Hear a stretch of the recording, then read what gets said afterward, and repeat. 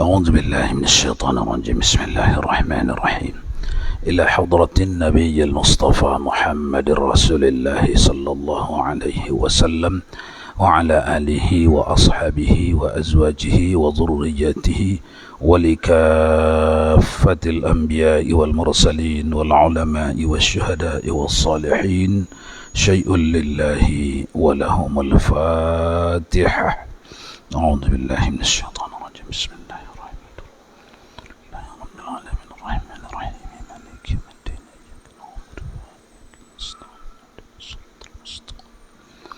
صراط الذين أنعمت عليهم غير المغضوب عليهم.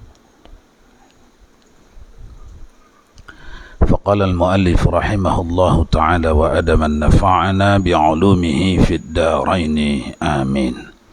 Tuan-tuan jamaah salat Maghrib Masjid Baitur Rahman rahimakumullah. Kembali kita dalam pengajian akidah yang merujuk pada kitab Aqidatun Najin sampai pada muka surat 205 yang ke-8. Yang ke-8 daripada perkara khariqul adah.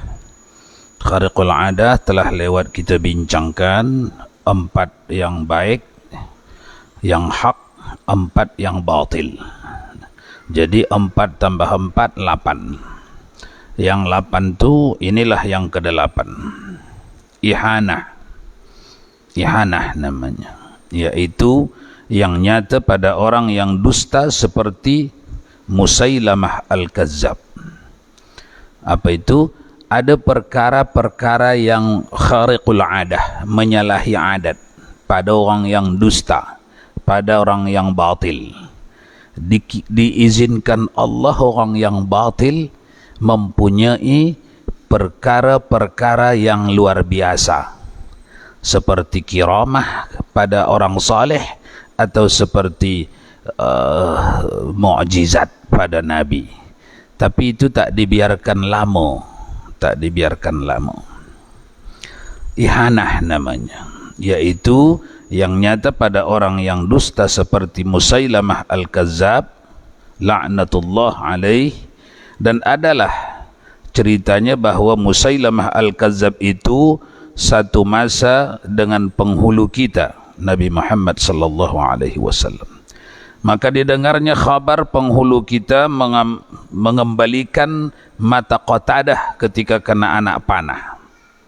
Keluar biji matanya, maka pergi ia pada penghulu kita, maka dikembalikannya. Maka pergi ia pada penghulu kita, maka dikembalikannya akan matanya dengan tangan yang mulia. Maka tiba-tiba terlebih baik daripada yang dahulu. Ini kisah si Qatadah, ya. Qatadah sahabat Nabi sallallahu alaihi wasallam yang ketika berkecamuk perang Hunain, ditikam musuh, ditombak musuh matanya sehingga keluar biji matanya, mengalir di tanah biji matanya. Kemudian dia datang kepada Rasulullah memohon, ya Rasulullah, tolong mohonkan kepada Allah supaya baik mata saya ni, supaya bisa bagus dipasang lagi mata saya ni. Lalu Rasulullah memasukkan mata Qatadah ke dalam tempatnya, lalu mengusapnya. Kemudian kata Qatadah, ini lebih baik, lebih terang lagi mata ni daripada sebelum kena panah, kena tombak. Dan Qatadah dicatat oleh kitab-kitab tarikh, salah satunya adalah kitab Nurul Yaqin, bahawa Qatadah panjang umur sampai ke penghujung pemerintahan Ali bin Abi Talib tak pernah sakit mata, ya. Mukjizat. Jangan fikir-fikirkan macam mana, mukjizat. Judul kita adalah diberi Allah perkara yang menyalahi adat. Kalau ke nabi-nabi namanya mukjizat. Kalau kepada orang saleh namanya karamah atau kiramat. Datang lidah Melayu keramat, lama kelamaan jadi keramat. Itu juga lah tu. Tapi karena tidak adanya pengetahuan masyarakat di kemudian hari tentang hal yang batin, tempat keramat jadi tempat hantu jadinya, jadi tempat yang ditakuti jadinya. Oh itu apa? Oh itu tempat keramat itu.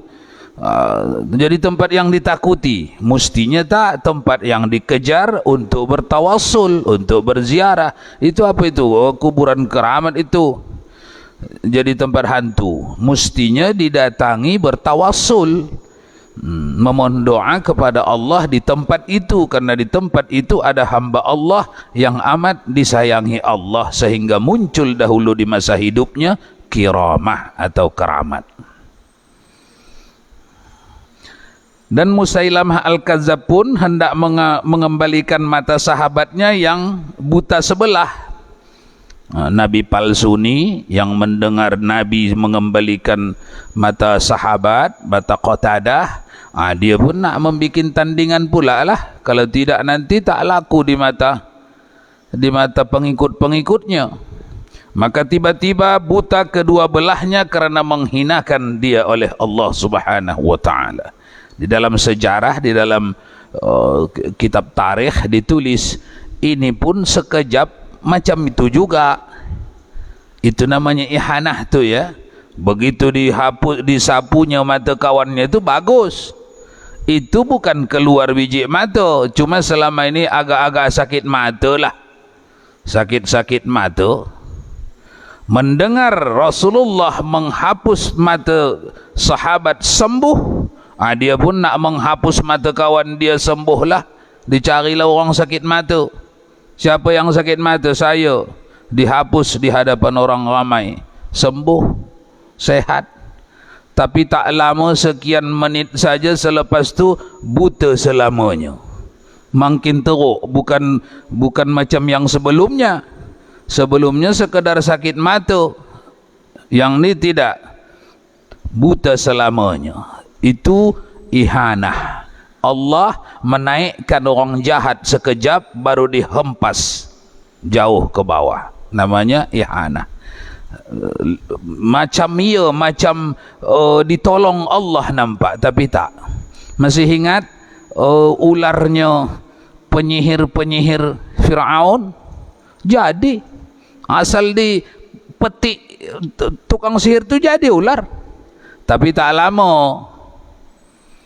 Itu ihanah, tak lama. Begitu datang ular Nabi Musa, apa jadi? Habis. Begitu ya. Maka yang empat ini yang dicela oleh syarak. Empat yang terakhir ni, yaitu kemarin dah lewat kita, sihir, istidraj, sya'wazah dan ihanah. Selesailah pasal khariqul adah yang dibekalkan Allah kepada Nabi, kepada salihin, kepada permulaan Nabi, dan kepada orang-orang jahat. Wa amma burhanu. Silakan, siapa yang nak baca langsung terjemahannya biar cepat. Bismillahirrahmanirrahim. Dan ada pun sebentar. Sampai di situ sebelum kita tinggalkan pasal 8 perkara yang menyalahi adat. Apabila ada yang ingin ditanyakan, dipersilahkan. Bismillahirrahmanirrahim. Gini Bu ya, saya pernah terdengar dalam satu pengajian itu beliau menceritakan tentang Sayyidina Umar dengan Sayyidina Ali Bu ya.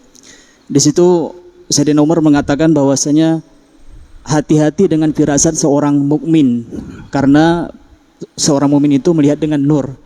Itu maksud, apakah itu termasuk daripada kiramah ataupun gimana Bu ya? Tidak, itu tidak karamah.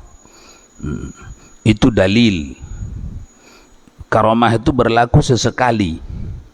Kalau itu tak berlaku sesekali, selagi menetap seorang itu mukmin salihah yang sampai mencapai kepada ma'rifah, atau orangnya itu dikatakan arifin, berhati-hati dengan lisannya, berhati-hati dengan darahnya, berhati-hati dengan doanya. Kenapa begitu? Karena arifin, orang yang mengenal Allah dan duduk di maqam yang dimuliakan Allah itu, yakni menjaga dirinya daripada yang haram dan yang makruh. Arifin, orang itu dalam penjagaan Allah. Kalau orang dalam penjagaan Allah, kalau ada yang mengganggu orang tu, musuhnya siapa? Allah. Kalau ada yang mengganggu orang tu, dekingnya siapa? Allah. Itu bukan pada bab kiramah atau mukjizat karamat, enggak. Itu bab dalil. Kejar pangkat al-arifin. Karena setiap orang ada di pangkat al-arifin. Apa itu al-arifin? Membasahi lidahnya dan jantungnya di setiap detik untuk mengingat Allah. Itu arifin. Orang itu mendapat jaminan di banyak hadis qudsi dan hadis bahwa orang itu di dalam pemeliharaan Allah. Itulah yang dimaksud dengan berhati-hati dengan lisan orang mukmin. Orang mukmin yang arifin berhati-hati dengan doa orang mukmin. Mukmin yang arifin berhati-hati dengan darah orang mukmin. Darahnya racun. Di hadis yang lain, darah orang mukmin itu racun. Artinya apa? Mukmin yang arifin, kalau dilihat dia terbunuh, tertikam, Ali bin Abi Thalib tertikam, lalu awak kira karena kalahnya lah itu? Bukan. Dua bab di situ berlaku. Uthman bin Affan terbunuh karena lemahnya lah itu, tengah lupa dia amalannya gaknya.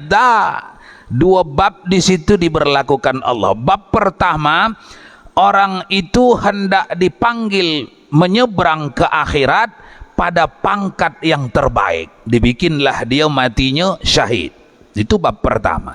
Karena pangkat tertinggi ketika menyeberang dari dunia ini ke akhirat adalah syahid. Itu pangkat tertinggi. Bahkan di Sunan Ahmad ibnu Hanbal, ketika ayah Nuaim ditombak musuh pada perang Badar, lalu mereka sate, apa namanya itu, di mutilasi, mereka buang telinga, mulut, congkel mata, tangan dikerat. Lalu anaknya menengok sedih menengok ayahnya. Alahai, banyak ayah orang yang mati taklah macam ayahku disate-sate musuh, dimutilasi. Kata Nabi menengok anak ni bengong. Nah, apa awak ni? Sedih awak, ayah awak dimutilasi ya? Iya ya Rasulullah. Mari sini. Mari. Dipanggil oleh Rasulullah sallallahu alaihi wasallam. Engkau mau tahu bagaimana keadaan ayahmu sekarang? Mengobati sedih. Ini mukjizat. Jangan pula awak berpikir-pikir mau masuk ke sini. Engkau mau tahu apa keadaan ayahmu sekarang? Mau ya Rasulullah. Maka Nabi memohon agar ditengoknya keadaan ayahnya sekarang. Ayahnya sekarang sedang duduk di singgasana dengan pelayan-pelayan yang lengkap. Barusan selesai berlalu, wahai Nuaim, apa yang kau mau sila minta. Apa saja yang kau mau dibagi. Kalau boleh aku disuruh minta, ya Allah, aku minta balikkan ke dunia lah, supaya berperang lagi aku melawan kafir. Rupanya macam tu yang mati syahid tu sedap, tidak ada sakitnya. Kukira ada sakitnya. Kalau aku ditanya, ya Allah, tak payahlah aku minta apa-apa, satu ni je lah aku minta, balikkanlah aku ke dunia biar perang lagi aku. Rupanya macam ni sedapnya mati syahid, tak ada sakit. Aku nak ceritakan ini kepada kepada kaum muslimin. Kata Allah, yang itu tak boleh, itu tak dikabulkan, itu tak diizinkan. Nanti kalau balik seorang saja cakap langsung, aku dah dimutilasi, tak sakit. Macam mana ini semuanya? Melawan kafir tak ini semua? Iya, kafir itu macam mana? Masuk Islam, kosong neraka, kosong nanti neraka. Padahal Allah punya mau neraka diisi, surga diisi. Baik, tadi soalannya tadi apa tadi? Jangan jauh kali dari soalan. Firasat orang mukmin itu bukan bahagian dari mukjizat, tapi itu muhkamat, hukum, ketetapan hukum. Jadi kejar pangkat, kalau diizinkan Allah sampai di pangkat al-arifin, maka orang-orang arifin itu dalam penjagaan Allah, dalam genggaman Allah. Kalau anda tengok pun orang arifin itu teraniaya, itu karena kacamata awak samar, rabun, kurang begitu terang. Kalau kacamata awak terang, dia bukan dalam penganiayaan, dalam kerugian. Ali bin Abi Thalib ditikam waktu salat, megap-megap. Umar bin Khattab ditikam megap-megap 7 hari. 7 hari megap-megap. Tak langsung mati. Kalau kita itu 7 hari, alamak, berarti tak benar ini jalan pimpinan kita ini selama ini. Kalau orang soleh dia langsung dimatikan Allah lah dia. Ini dah baca Yasin kita 7 malam tak mati-mati, berarti orang jahat ini pimpinan kita ni. Karena kacamata kita tak begitu baik. Untuk meninggikan lagi, ditikam tu, itu jalan yang tertinggi masuk ke akhirat. Untuk lebih meninggikan lagi pangkatnya dari sekadar tinggi mati syahid, maka dilamakan Allah, dilamakan. Maka sampai 7 hari. Di satu sisi, di sisi lain, orang yang menikam itu karena yang ditikamnya sampai di tingkat arifin, tidak dibiarkan Allah, itu racun darahnya orang arifin itu, racun darahnya tidak dibiarkan Allah. Sampai ke hari ini, kalau anda mau membuat data, kalau yang disakiti itu sampai di pangkat arifin, perhatikan orang yang menyakitinya, dia tidak dibiarkan Allah, dia dikejar sampai ke lubang cacing, dia akan dihinakan, dia akan dimatikan, terhina. Kalaupun hidup nampak saja tenang, dia hatinya tak tenang, gila, ketakutan, susah hati, itu sajalah hati dia sepanjang hidupnya. Kalau dia menyakiti al-arifin, kalau dia membunuh al-arifin, tadi untuk si arifin tak ada masalah, dah faham ya, tak ada masalah. Untuk dia masalah besar, itulah racun tu. Darah orang mukmin itu racun. Dia mesti mati juga, tapi mati dalam terhina. Mati dalam terhina, itu maknanya. Baik, lanjut.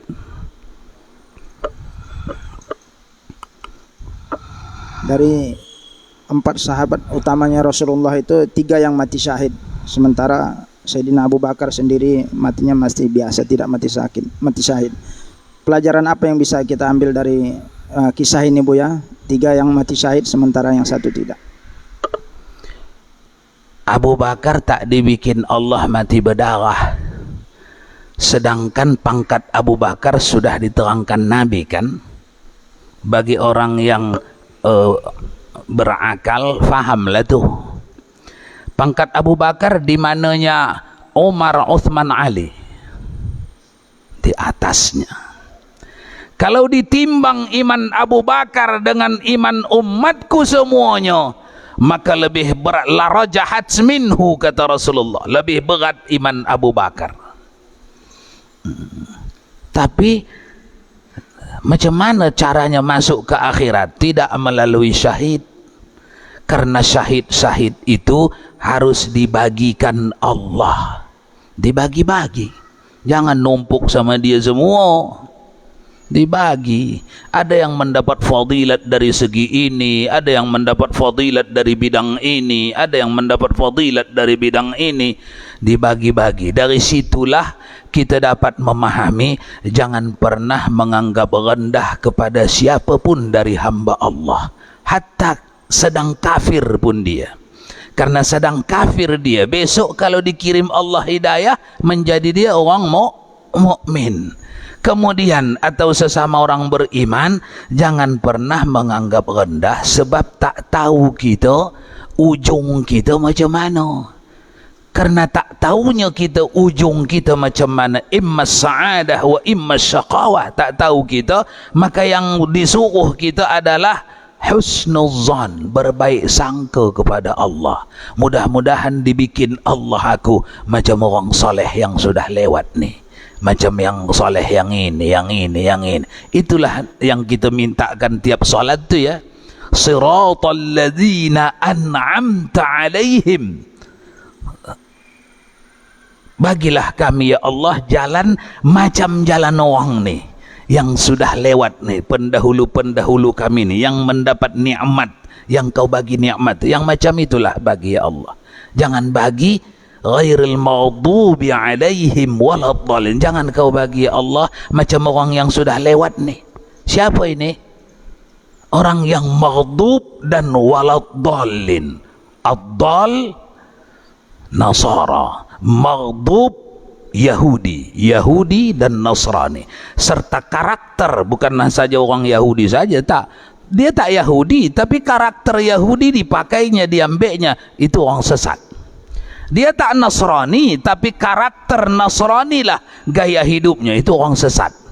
Allah mengajari kita agar sentiasa hari-hari siang malam kita mintakan kepada Allah supaya kita tidak digiring Allah hati kita mengikuti karakter Yahudi dan Nasrani. Karena kalau digiring Allah tidak bisa buat apa-apa, tidak bisa buat apa-apa. Kalau digiring Allah hati kita kepada kekafiran, jalan itu kepada kekafiran. Tapi di luar tak disebut aku ni digiring Allah kepada kafir, jangan. Ini karena majelis akidah. Karena hakikatnya orang yang sedang kafir hari ini karena masih diletak Allah kalbunya di dalam kekafiran. Pada satu waktu dimahukan Allah hatinya kepada iman, maka dikirim Allah lah asbab-asbabnya. Dikirim Allah sebab-sebabnya. Jadi itu hikmahnya dibagi Allah itu ya. Karena sudah tak susah memikirkan pangkat Abu Bakar. Di mana pangkat Abu Bakar? Tidak susah memikirkan. Banyak hadisnya ada di Kutubus Sittah bahwa kalau ditimbang semua amal iman umatku, lebih berat lagi iman Abu Bakar. Baik. Nampaknya terus ini tak jadi ngaji nih ha. Buya, masalah apa tidak Buya? Yang menikam Sayyidina Ali radhiyallahu, orang ini tak dibiarkan oleh Allah SWT. Orang ini akan dihinakan oleh Allah SWT karena dia menikam orang yang arifin. Bagaimana dengan kisah dalam perang Uhud Buya? Sayyidina Hamzah radhiyallahu ini di hatinya Buya malah masuk Islam pula. Ya, dimakan oleh Hindun. Bagaimana ini Buya? Sebenarnya dia masuk Islam Buya. Iya. Itulah keluasan nikmat Allah. Udah dijawab Ibnu Athaillah itu di dalam manaqibnya.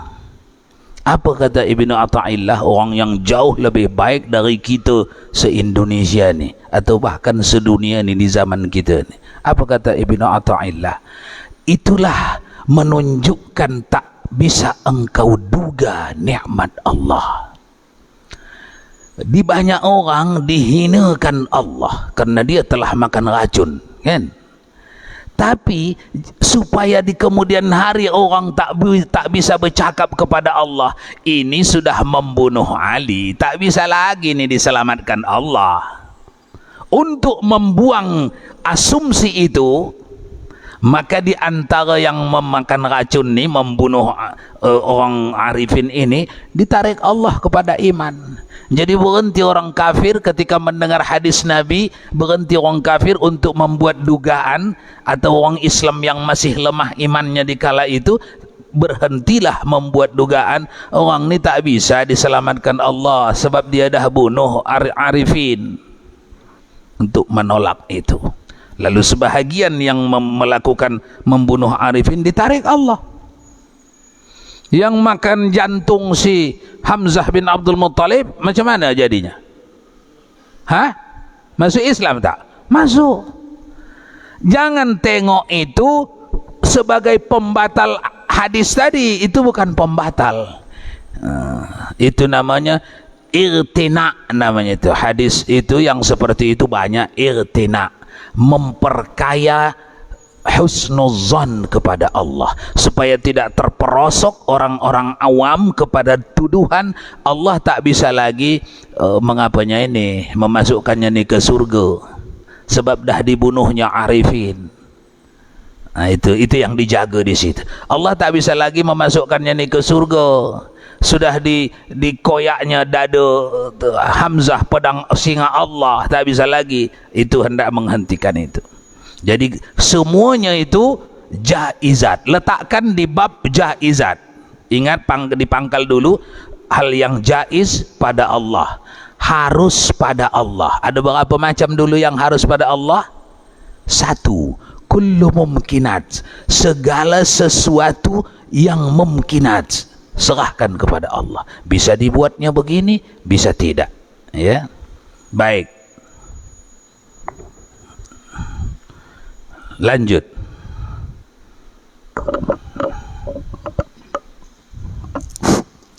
Bismillahirrahmanirrahim.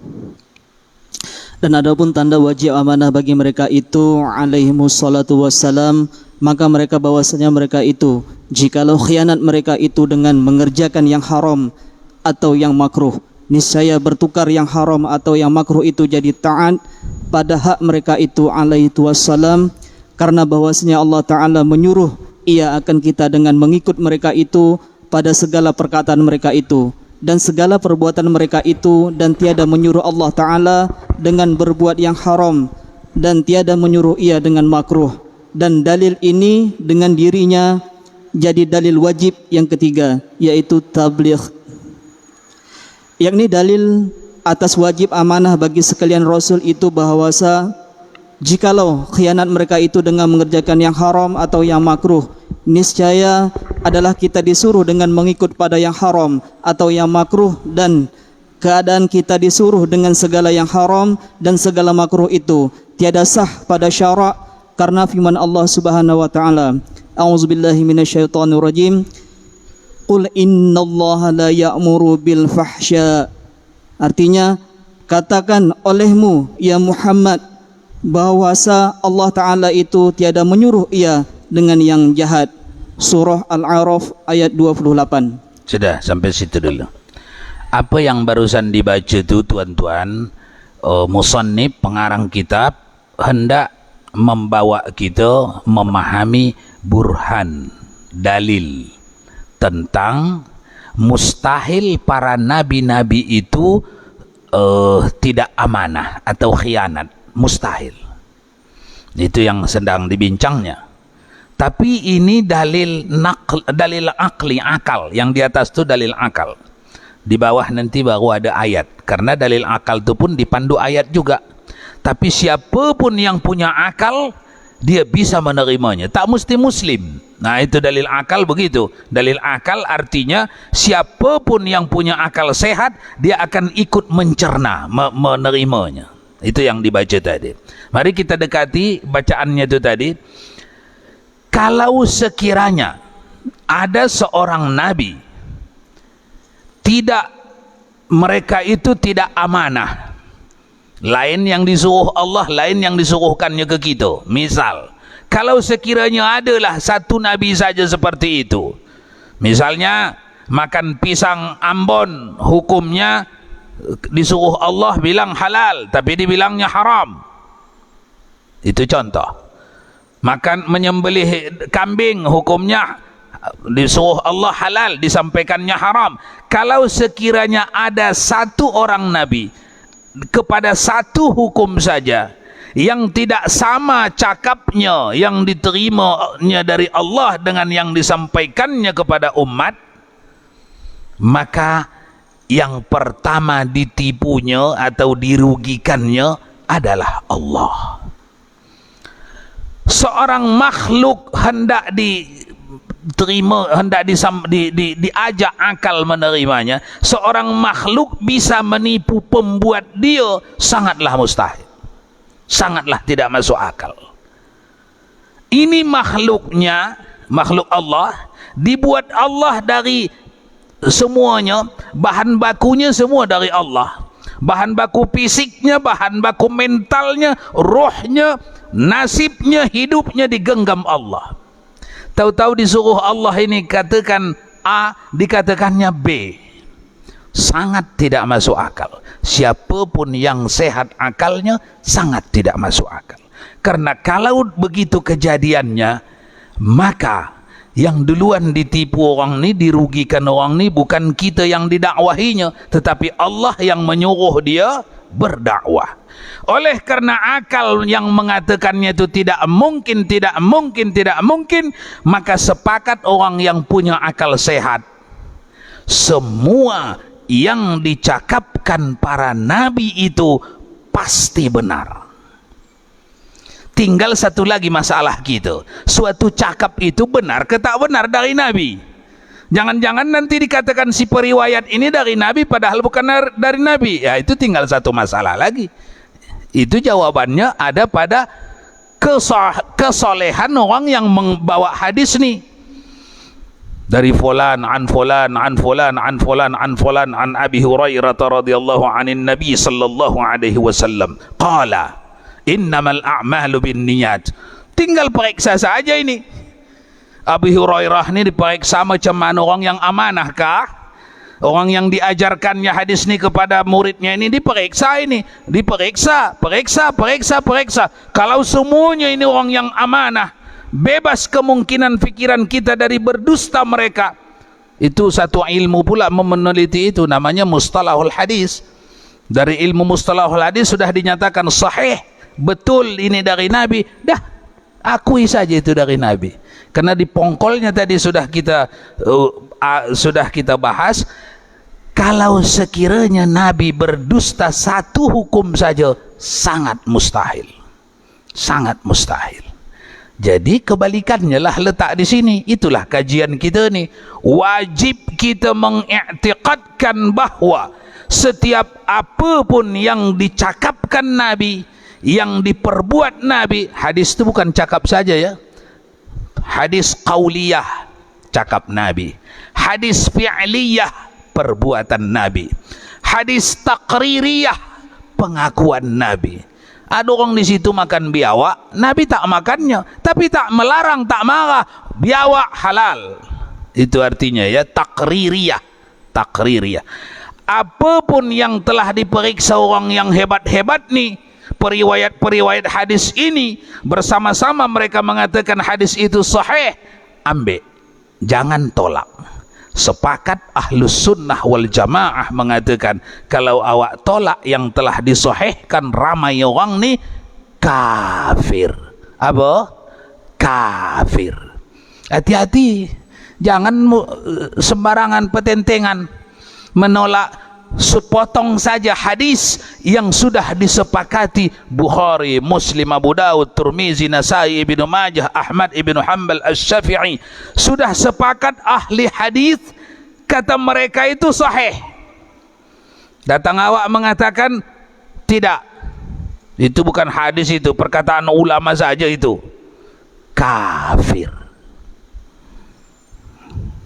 Baik, jadi ditutupnya di bawah dengan firman Allah surah Al-A'raf ayat 28, qul innallaha la ya'muru bil fahsya. Itu hendak mengembalikan kepada apa yang kita i'tiqadkan tadi. Kita i'tiqadkan tadi di atas dalil akal. Wajib kita berkeyakinan bahwa tidak satu pun daripada apa yang diperintahkan Nabi ke kita itu berseberangan dengan kemauan Allah. Tidak satu pun itu. Dalilnya apa kita berfikir begitu? Di antaranya surah Al-A'raf ayat 28. Sesungguhnya Allah Subhanahu wa taala tidak pernah menyuruh kepada nabi-nabinya ini perbuatan yang jelek, yang buruk, enggak. Jadi kalau tak ada yang jelek, semua yang diperintahkan syariat ini baik semua. Ya. Baik semua. Baik semua.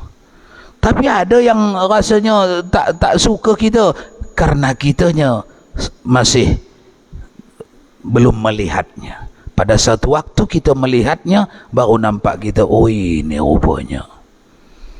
Jadi kalau ada syariat ini tuan-tuan yang belum kita nampak kebajikannya atau manfaatnya atau kemaslahatannya, mauquf, tahan dulu. Jangan membuat komen. Kalau syariat ya, kalau syariat. Kenapa? Karena tidak satu pun dari syariat yang tidak membaikkan ke kita. Pencuri 80 gram emas atau seukuran potong tangan. Baik tak itu? Baik. Baik itu. Tapi ketika belum lagi kita bisa mengakui kebaikan dalam hati, belum sampai kepada kita. Terus belajar, nanti nampak itu. Masna wa thulatha wa ruba'. Hei, laki-laki, kawin engkau 2, 3 atau 4, baik tak itu? Kalau sini tanya baik, kalau sana tanya baik tak itu? Baik tak? Jawaban dia kira-kira, menurut dugaan anda, jawaban dia kira-kira baik tak itu? Tak baik. Balik sampai di rumah katakan, adinda, mamanya budak-budak, tahan dulu. Kalau kau tidak melihat ada kebaikan di situ, tahan dulu.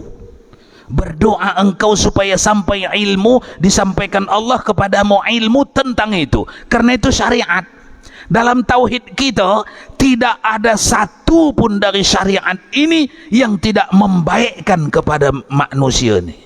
Semua membaikkan. Engkau kata tak baik karena belum nampakmu. Tahan dulu.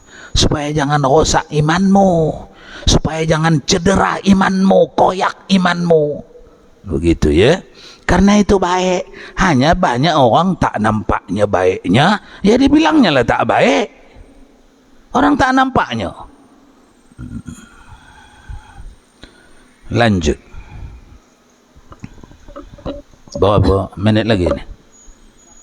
4. Silakan.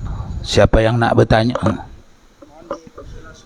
Buya, masalah biawak tadi Buya, mungkin ada yang banyak mungkin jadi tanda tanya. Apa perbedaannya biawak yang ada di Timur Tengah dengan yang di negeri kita, sehingga di sana halal, di sini haram? Iya. Soalannya, apa beza biawak Timur Tengah yang dihalalkan Nabi itu dengan biawak kita? Kalau dari segi bentuk pun sudah beza sebenarnya. Biawak yang dihalalkan Nabi itu ekornya pendek, macam buntung lah begitu. Macam kalau biawak kita itu ditinggal sejengkal ke belakang baru dikerat, kira-kira segitulah, macam buntung. Tapi dia tak buntung, memang segitulah ekor dia. Jadi dari bentuk fisiknya beza. Yang kedua, biawak Timur Tengah itu bukan amfibi. Biawak kita itu amfibi. Biawak kita ya, bukan kita biawak. Dia amfibi, hidup di darat, hidup di air. Salah satu rumus daripada tidak halalnya binatang-binatang air itu adalah amfibi. Itu salah satu rumusnya. Kalau gaya hidupnya amfibi itu tidak halal. Makanya kura-kura itu tidak halal, labi-labi tidak halal. Kenapa telurnya halal? Ada tak soalan macam tu? Kalau tak ada tak ya dijawab. Berarti sudah tahu. Ada tak? Kenapa telurnya halal? Karena telurnya lain lagi, tersendiri lagi hukum telur. Buka kitab fikih. Makanya tak boleh jauh-jauh dari fikih. Tak boleh jauh-jauh dari fikih. Itu Fathul Mu'in tu wajib ada di rumah itu. Walaupun tak dibawa mengaji, wajib ada di rumah itu. Kecuali lah terlalu miskin awak sehingga makan pun kesusahan, tak payah beli, makan duluan lah. Tapi kalau ada kelapangan, beli itu Fathul Mu'in, letak di rumah. Sewaktu-waktu banyak keperluan masalah fikih. Tengok di fikih, hukum telur itu tersendiri. Telur apa pun dia, keluar dari apa pun dia, tak dibahas. Asal terpisah kuning dengan putih, halal. Tak kisah telur apa, telur hantu, tak masalah. Belah, terpisah kuning dengan putih tak? Terpisah, halal. Itu hukum telur khusus. Itu di mana? Di fikih. Makanya buku fikih ada di rumah ya, walaupun tak jarang dibaca. Nanti satu-satu ada keperluan, satu waktu buka. Nah, apa tadi? Biawak itu, dia salah satu pengharaman biawak kita itu amfibi. Biawak Arab itu tidak amfibi, dia di darat saja. Di darat saja. Memang sikit laut, sungai sikit, tapi walaupun sikit, kalau dia jumpa sungai tak pergi dia ke situ, dia di darat saja. Jadi dia tidak amfibi. Salah satu rumusnya untuk halalnya binatang-binatang air tidak datang sendiri ke darat. Kalau datang sendiri ke darat, makanya bertikai yang ulama tentang ketam kelapa. Tahu ketam kelapa? Lain daerah mungkin lain sebutan nama. Ketam yang warnanya hijau, kalau menjualnya di pasar diikat tangannya itu karena dia ganas. Itu hormonnya sangat tinggi, maka harganya tinggi. Ketam apa nama? Ketam bakau namanya, hijau. Itu ikhtilaf ulama, tidak klop. Sebahagian mengharamkan itu, sebahagian menghalalkan, sebahagian hanya makruh. Kenapa? Karena di penelitian orang-orang sebelah sana memang amfibi, keputusan mereka amfibi. Tapi orang sebelah sini meneliti, kebanyakan orang tidak amfibi, dia hanya datang ke darat, tapi berlubang letak telur, tapi dalam air juga telurnya itu. Kalau buktinya kalau dikosongkan air, dia pun pindah dari situ, berarti tidak amfibi, bertikai. Sebagian kata amfibi, tak amfibi, amfibi, tak amfibi, jadi berbelahlah. Sebagian ada yang menghalalkan, sebagian ada yang mengharamkan, sebagian ada yang memakruhkan. Awak di mana? Awak pengusung fikih. Di rumah awak ada Fathul Mu'in. Di Fathul Mu'in tiga-tiga dianjurkan, disebut. Jangan pergi mana-mana. Untuk orang lain, jangan pergi mana-mana. Diamalkannya yang halal, dukung. Diamalkannya yang haram, dukung. Dimakruhkannya, dukung. Tapi kalau untuk diri awak sendiri, al-arifin, orang yang berjaga-jaga, dia akan ambil yang paling ketat. Apa yang paling ketat? Haram. Tapi untuk dia tak teriak-teriak ada, ketam apa tadi?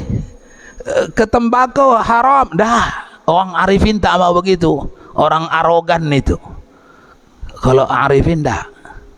Apa yang di kitab itu yang disebutnya kalau ditanya, atau yang diteriakkannya itu. Baik, jadi jangan makan biawak kita ya. Memang karakternya tak sama. Biawak Arab, kalau rindu kali mau makan biawak, pergilah dulu ke Arab.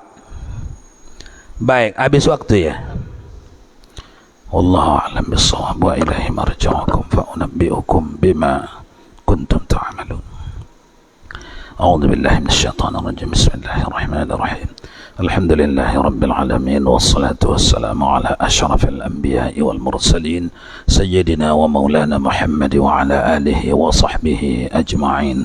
Allahumma ya alim ya azim ya ghafur ya wadud. Allahumma zidna ilma warzuqna fahma.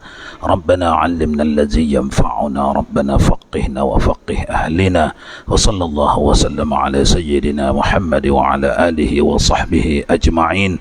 Subhana rabbika rabbil izzati amma yasifun wa salamun 'alal mursalin walhamdulillahi rabbil